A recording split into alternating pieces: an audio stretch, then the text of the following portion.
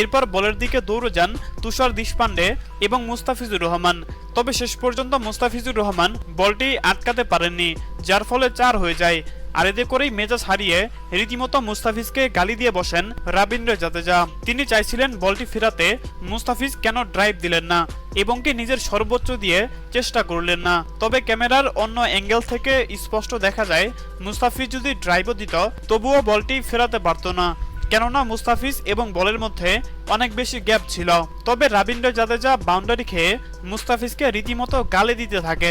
আর তাই তো এবার খেলার মাঠে মুস্তাফিজকে এইভাবে গালি দেওয়ায় ম্যাচ শেষে সংবাদ মাধ্যমে এসে চেন্নাই সুপার কিংসের অধিনায়ক ঋতুরাজ গাইকোয়াদ বলেন, মুস্তাফিজ বাউন্ডারি বাঁচাতে সর্বোচ্চ চেষ্টা করেছে, কিন্তু সে বলটি ফেরাতে পারেনি। এতে করে তার কোনো দোষ নেই, তাই বলে তাকে গালি দিবে এটা কোনো খেলোয়াড়ের মধ্যে পড়ে না। আর তাই তো রবীন্দ্র জাদেজার কঠিন শাস্তি হওয়া উচিত, কেননা ভুলে গেলে চলবে না মুস্তাফিজ আমাদের দলের হয়ে এবারের আসরে শুরু থেকেই দুর্দান্ত পারফর্ম করে যাচ্ছে। হ্যাঁ দর্শক, আপনাদেরকে বলছি, আপনাদের কি মনে হয় মুস্তাফিজকে এইভাবে গালি দেওয়ায় রবীন্দ্র জাদেজার কি শাস্তি হওয়া উচিত বলে আপনি মনে করেন? জানিয়ে দিন আপনাদের গুরুত্বপূর্ণ মতামত আমাদের কমেন্ট বক্সে।